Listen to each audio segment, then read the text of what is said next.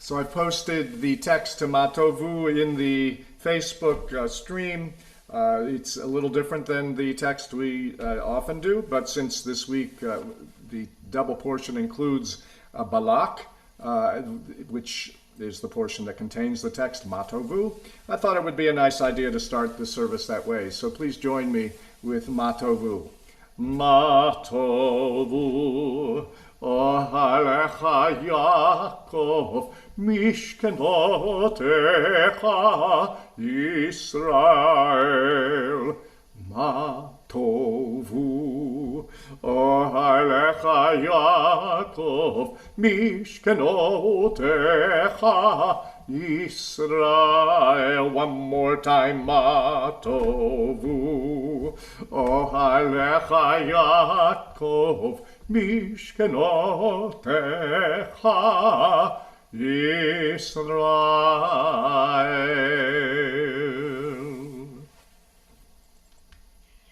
Shabbat Shalom. Cantor Goldstein and I are thrilled to greet this beautiful Shabbat morning with you, with prayer, with song, and with study.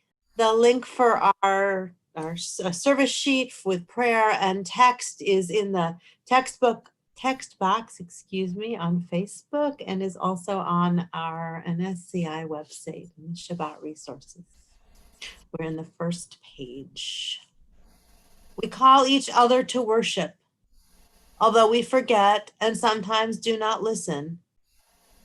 We call each other to worship with one breath, one song, one voice. At this sacred time, which is every time, in this sacred place, which is every place, with this sacred congregation, which is every congregation, we unfold together into the endless blessing of the eternal and call each other to worship. Indeed, as we gather in our homes, in our spaces, perhaps even for some of us outside of our spaces on this beautiful day, we are in sacred place. We pray together. Light changes each day, marking the natural order of God's universe, from light to dark and back to light again. The shift is gradual and beautiful. As my inner light changes, the shift is gradual and beautiful. We turn to affirm God's oneness with Shema. I invite you to sing with us.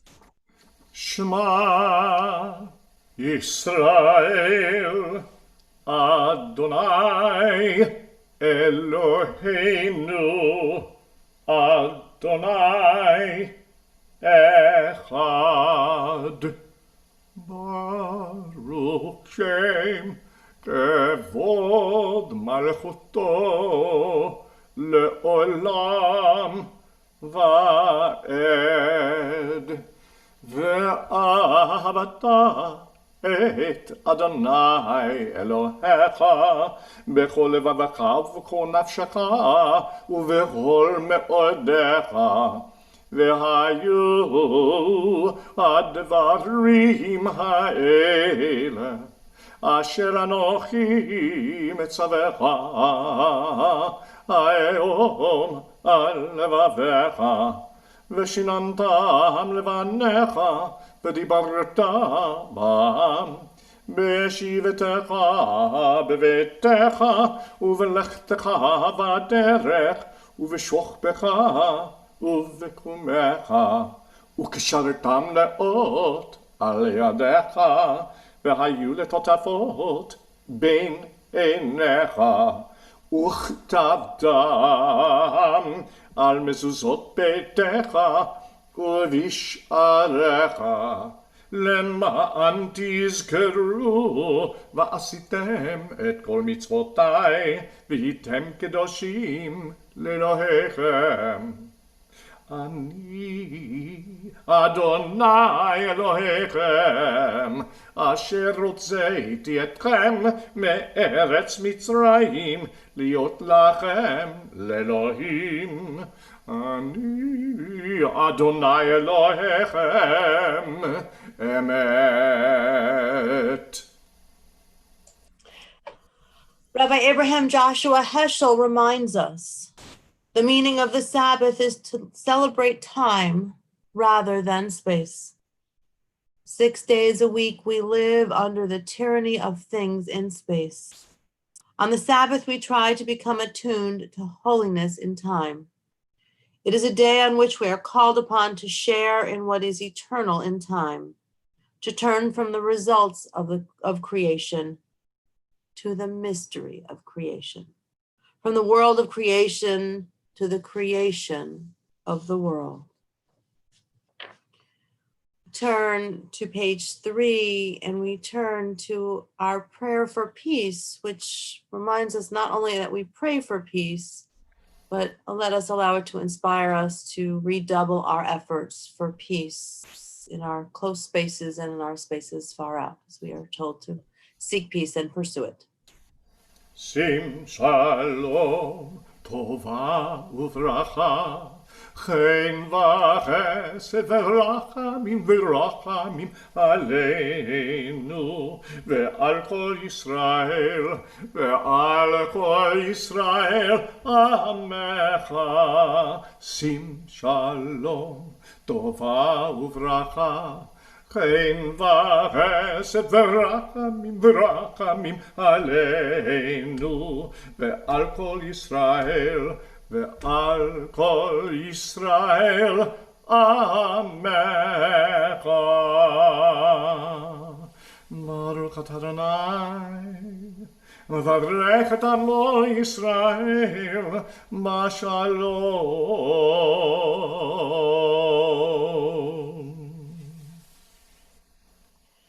We come to this time and place with our thoughts and with our prayers. Let's pause for a few moments of silent prayer and reflection.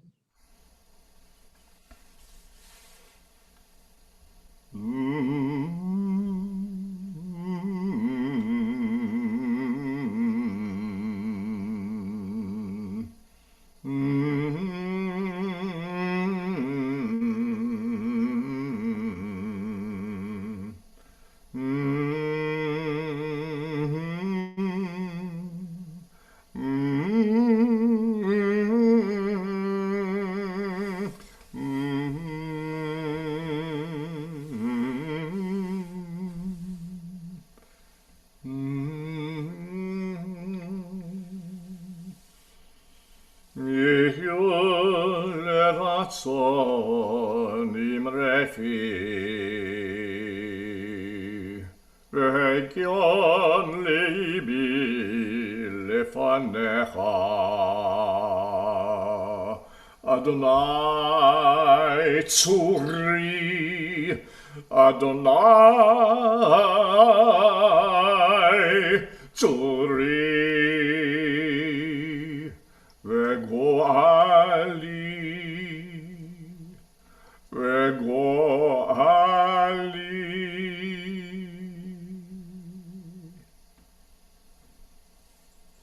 May the words of our mouths and the meditations of our hearts be acceptable to you, O God, our rock and our redeemer. We turn to study. In the prayer packet, the link is online. In that prayer packet are pages of text on pages 4 and 5. First, though, we turn to the blessing for studying Torah. Please join with me.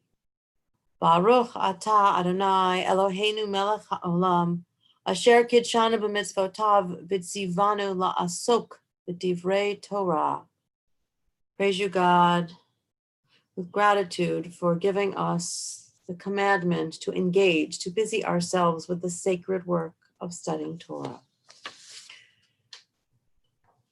Cantor Goldstein referred to the fact that this Shabbat there is a double portion, Hukat Balak, two, what'd you say, Cantor Goldstein, very different portions, actually. Yes. Full of really interesting and thought-provoking activity, shall we say, from the sacrificing of a red heifer, which is a chok, a rule that has no seeming reason. I see that there's a post about the text study. It's in the prayer packet, the text study packet, and the link is just sort of at the top. And Hukat speaks to the red heifer. It speaks to the death of Miriam very early on.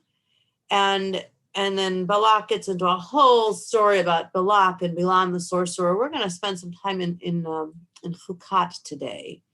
And so just as a framework, I'm going to introduce the text. We'll look at the text together, and I will, as Kendra Goldstein and I talk, will also welcome your comments or questions in the Facebook feed.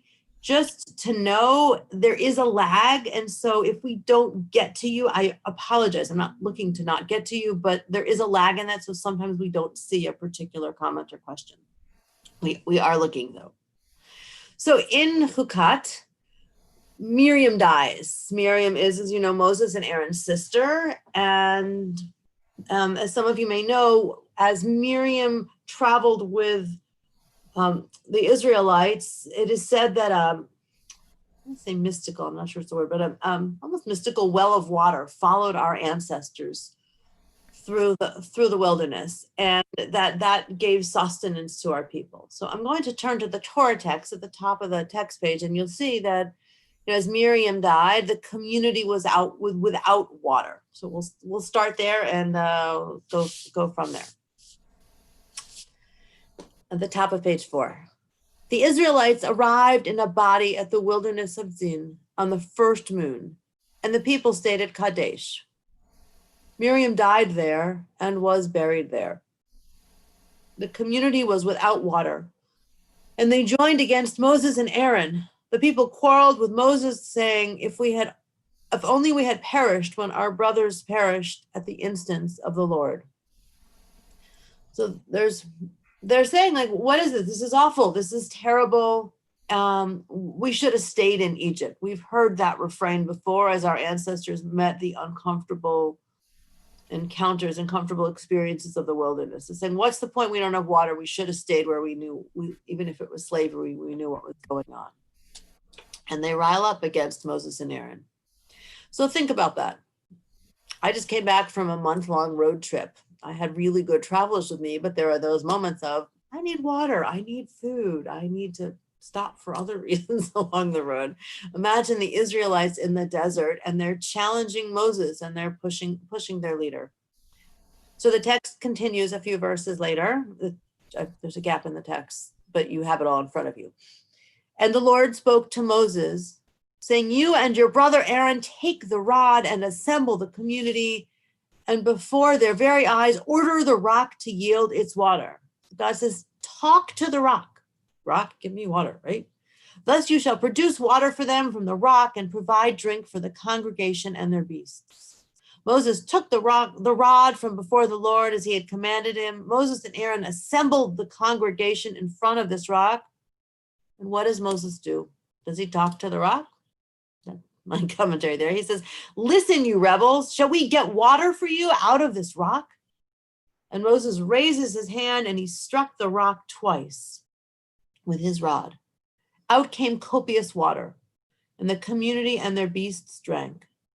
But the Lord said to Moses and Aaron, because you did not trust me enough to affirm my sanctity in the sight of the Israelite people, therefore you shall not lead this congregation into the land that I have given them.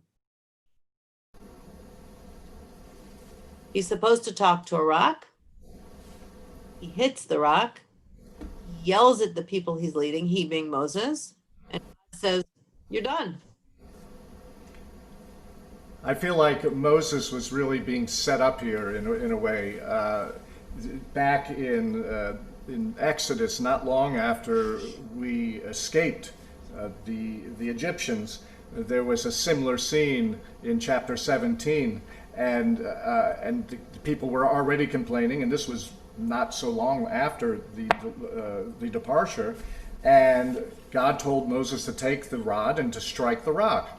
So here we get two references to take the rod, take the staff, and so Moses takes the staff, and correctly, it does say that he was supposed to speak to it this time, but why was he told to take the staff at all if he was supposed to speak to the rock this time?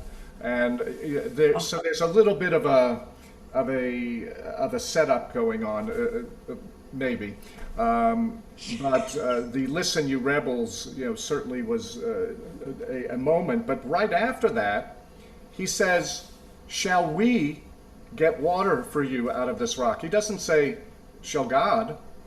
Shall we do this on behalf of God? He says, "Shall we?" So I think there are all sorts of things happening here that paint Moses and Aaron, by extension, in less than a favorable light, and he was already not going to get into the promised land. I mean, if you think. If you think about what happened with the spies,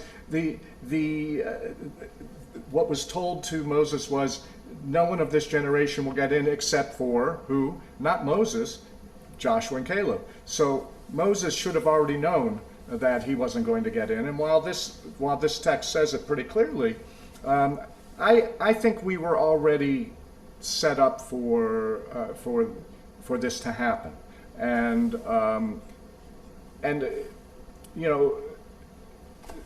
do we need proof? I don't know. I mean, if anything, it helps us with the notion that Moses is not perfect. Moses failed in some ways as a leader. And these failings perhaps leave us with his punishment. And his punishment maybe is to not get into the land. So I don't always look at it as failings. I mean, weaknesses, yes, but as I've studied over the years and looked at the trajectory of Moses' leadership, he's grown, he's changed, and in that he's made mistakes. We can call them failings. I also think they're foibles, but human foibles are human, like none of us can be perfect. I do believe that we hold our leaders to maybe an impossible standard, which we can come back to when we get to the commentary. Again, I may be quibbling with you on the idea of the word fail, but it was interesting, right? Well, I give him the rod if he's not supposed to use it. Commentators and the rabbis throughout the ages in the Midrash as well look at this. They're like, what did he do wrong? They try to parse this, and they spend a think parsing sort of from two traits. One is, what is Moses' failure in this? There's another tact, which admittedly we're not going to take on today, but is, why is Aaron grouped into this at all? I mean, he's obviously Moses' right-hand guy, and he's his, but Aaron didn't do anything here. So we're not going to get so much to Aaron, but let's look at a little bit of commentary that looks up or speaks to what was Moses' flaw or fault or failing. Look on the text page. I'm going to paraphrase it a little bit, but Rashi lifts up 1, 2, 3, 4, 5, 6 lines down. Says, for had you spoken to the rock, and it brought forth water, I would have been sanctified before the whole congregation. Said, what is the case with this rock which cannot speak and cannot hear and needs no maintenance? It fulfills the bidding of God. How much more should we do so?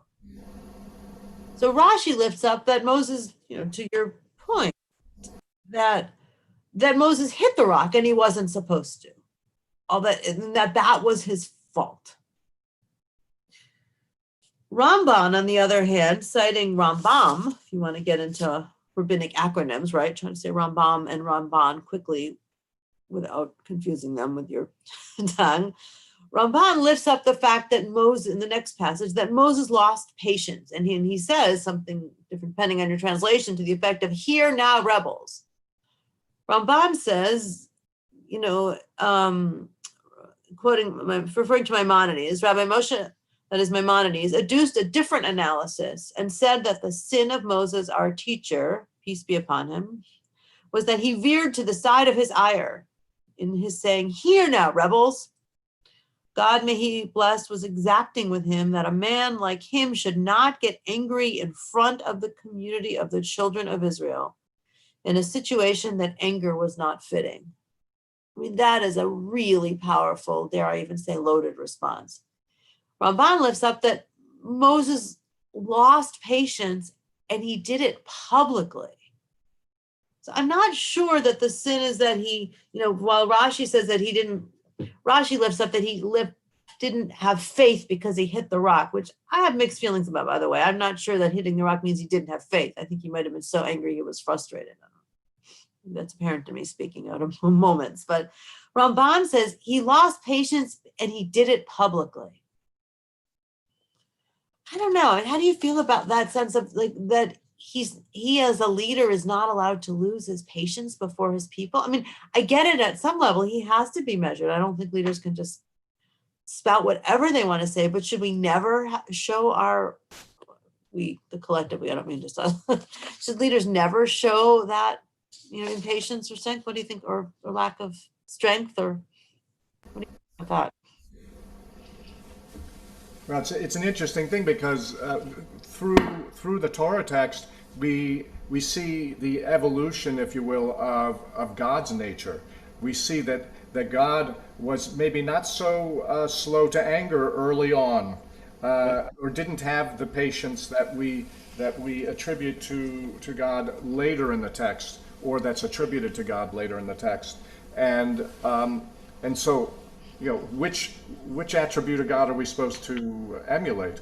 The earlier attributes or the later attributes? And I would submit that we're striving to connect with the later attributes. And so when Moses loses patience, that's not long suffering. That's not keeping or that is long suffering. It's he's losing it, and the people have pushed him. There's no question about it. But as a leader, that's what you get. And the fact that he was a leader that was forced to lead, as opposed to rushed to take up the mantle of leadership, isn't the point. The point is that that's his position, and with it comes a responsibility. And he fell, and this is where I think one of the places where he fell short. And look, Moses is our great teacher, Moshe Rabbeinu. But nowhere does it say Moses is perfect. And here, I don't think that it's a bad thing to point that out. None of us are perfect, and it's a way for us to see our own paths forward, our own paths towards improvement. When we see the failings of not just Moses, but Abraham, Isaac, Jacob, all of our forefathers, forebears, foremothers, each one had their own set of failings that we learn from as much as from their successes, maybe even more. For sure. I do believe he has to have a standard of leadership. I don't think as a leader he can just let it all out. He has to recognize he's in that position. He didn't take leadership unwillingly, but he did take it on. So I'm not willing to say he was, pushed into that, even though he was as a reason or an excuse. I think that becomes sort of a cop out for him.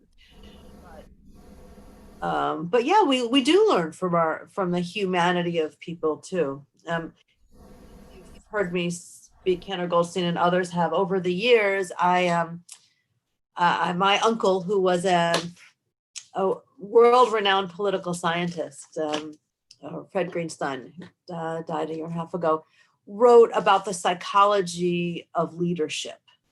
And he talked about in his works, evaluated leaders on certain characteristics, including their emotional maturity and communication. And what was always interesting, and perhaps an aside, my uncle was not a studying Jew. I was certainly not a studying political scientist. We had this common ground of looking at leadership and also about Moses. And it also made me think about how do our leaders communicate? How do they express what's going on inside? What is right? What is not? Not so much judging, it's just looking. And Moses is someone in growth, and he is someone who has mistakes that we learn from, right? We can learn what we want to copy and what we don't. I'm going to jump to a different text. This is from Rabbi Jonathan. Before you do, Dan writes in that I think leadership needs to come from a place of love. His intention was to get water for the people, not to also call people out, calling them rebels. I think that says it really well. This notion of he had a directive, and as he was moving toward it, he not only didn't do it right, he took the opportunity to really lay bare his frustration and to take out his anger, which is neither one of those things are signs of good leaders, and I think that it's important for us to see these things so that we can measure them. Yes, I also, though, Dan, to your point, believe that I agree with leadership. I think strong leadership coming from love, but within that doesn't mean there's perfection in that. There's space to acknowledge that there is frustration, and there is even perhaps losing patience in that, right? We don't get to bare our soul and just put it all out there and say, my issue is your problem. But yeah, his intention was to get water. I don't think he set out to call out his people. He did, and mixed bag in that. There's a whole other conversation about when do you call out people's bad behavior. I mean, if you just let it go, then what's the structure? All the lots of parenting lessons in that. And while Moses was not the parent of the Israelites, there are also lessons in that for us as teachers, whether we are explicitly teachers in name, or who we are as leaders, even in the relationships in our lives when we're not explicitly teachers and leaders. The book A Partner in Holiness, that is by Rabbi Jonathan Slater, is Rabbi Slater, who's an amazing teacher of mine and has been as well as Rabbi Geffen's to the Institute of Jewish Spirituality, is his interpretation of teachings of Rabbi Levi Yitzchak of Berdichev, the great Hasidic teacher. And so I want to share with you a piece of commentary on this portion that Rabbi Slater lifts up. It's on page 5 in your packet. There are two types of teachers who admonish people, urging us to do the will of the blessed Creator. One reproves with pleasant words, telling each of us of our elevated status, the source from which our soul was hewn. In this manner, he inclines our hearts to do the will of the blessed Creator, to take on the yoke of God's sovereignty. On the other hand, there are those who admonish people with harsh words, humiliating words, until they are compelled to do the work of the Creator. This is the difference between them. The one who admonishes us with goodwill raises our souls higher and higher. He always reminds us of our righteousness and greatness, and how powerful our influence is above. For this reason, he is fit to be appointed as a leader. But the one who admonishes with harsh words is nothing like this. The one who admonishes with goodwill is able to bring the people to the same state of awareness, that is, the awareness of goodwill. So the commentary here is specifically in terms of the will of the Creator, in terms of following God's mitzvot. And that's language that may be comfortable. For some of us, it may not be. So I encourage you not to get stuck there. But the idea of elevating our actions. It's powerful, right? Think back to our teachers. Who are the teachers who have inspired us? Is it as simple as everyone, those who acknowledge our goodness, elevate us? I mean, no one wants to be at the whim of the teacher who says you're terrible. But is it, I don't know, what are your thoughts on that, David, in terms of? Well, I was thinking actually of my head was going somewhere else with it, with the, uh, the the merivah, the waters of quarreling, and how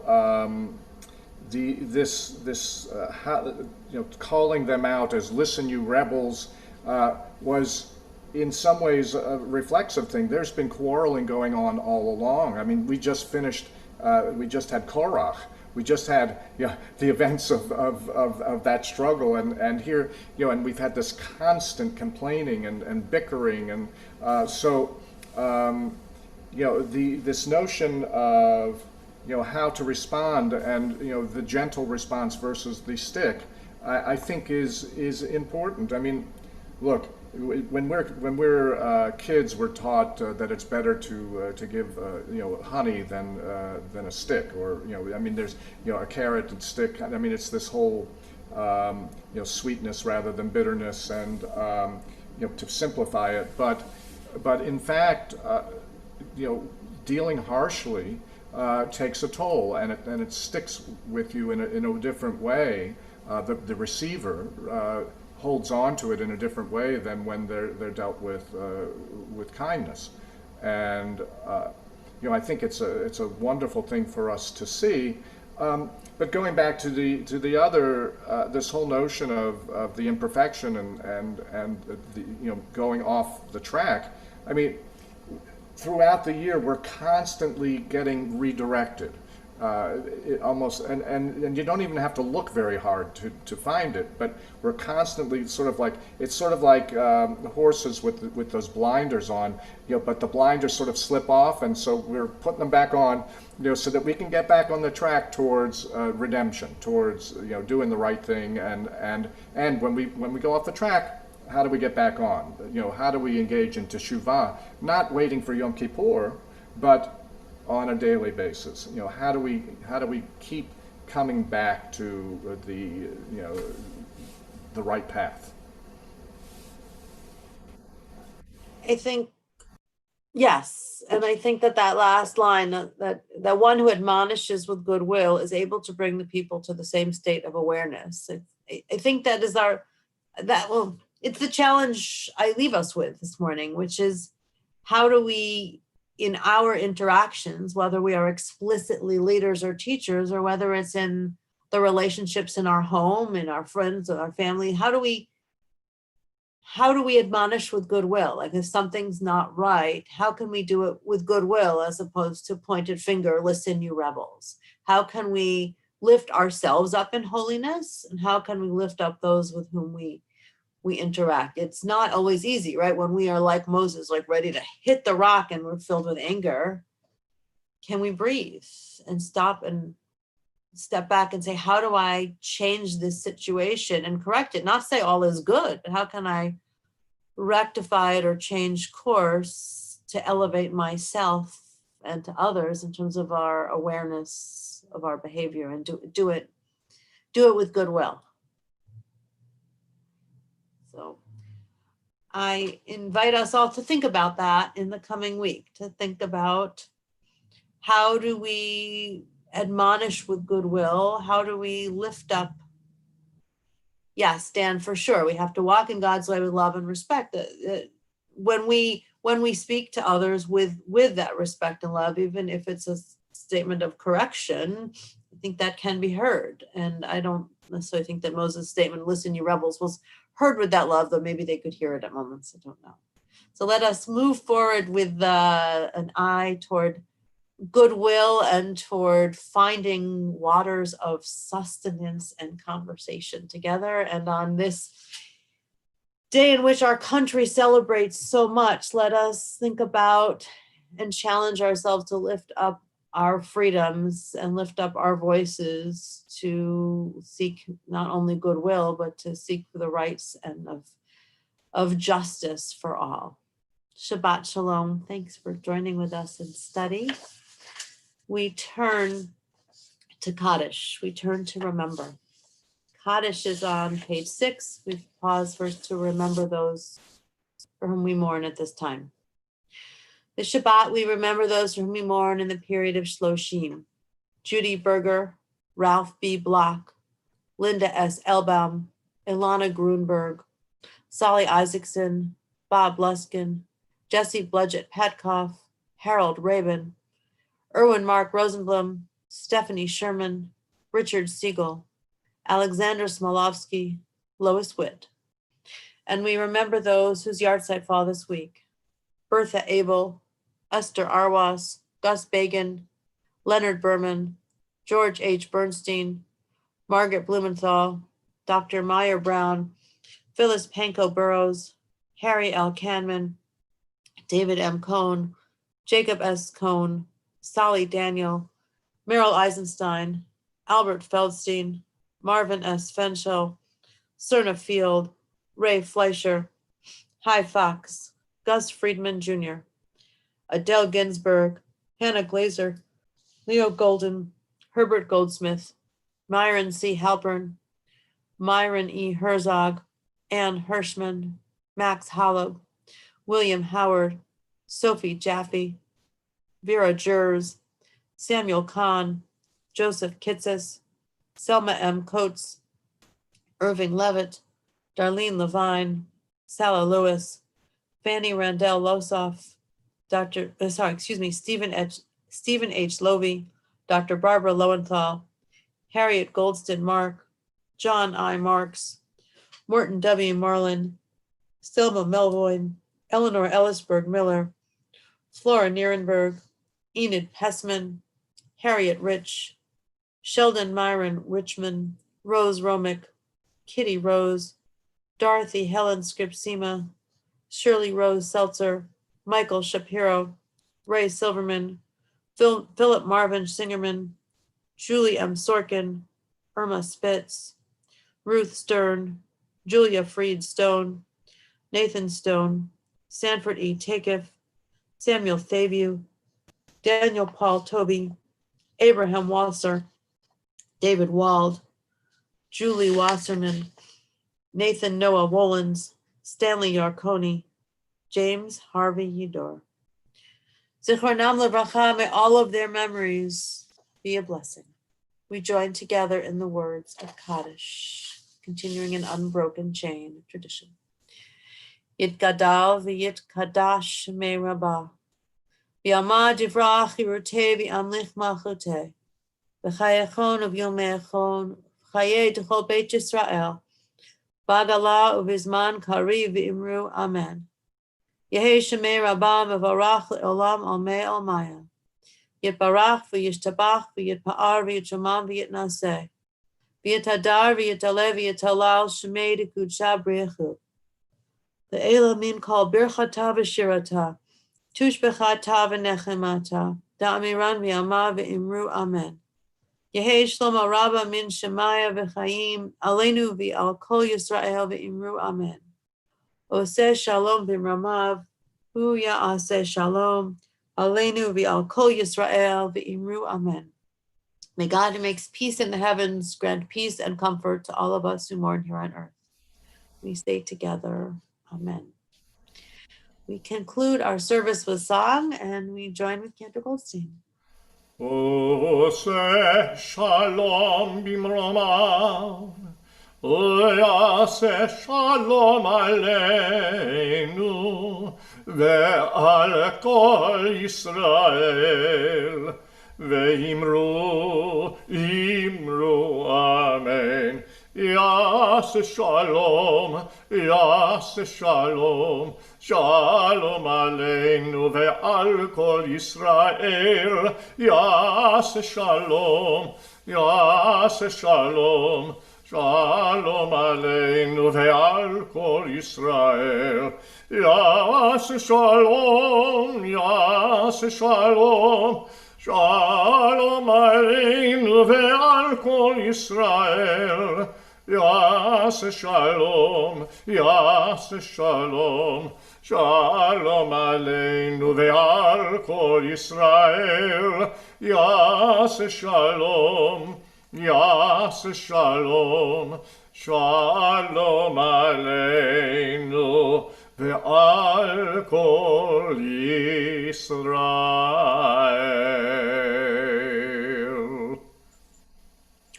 Shabbat Shalom. Shabbat Shalom.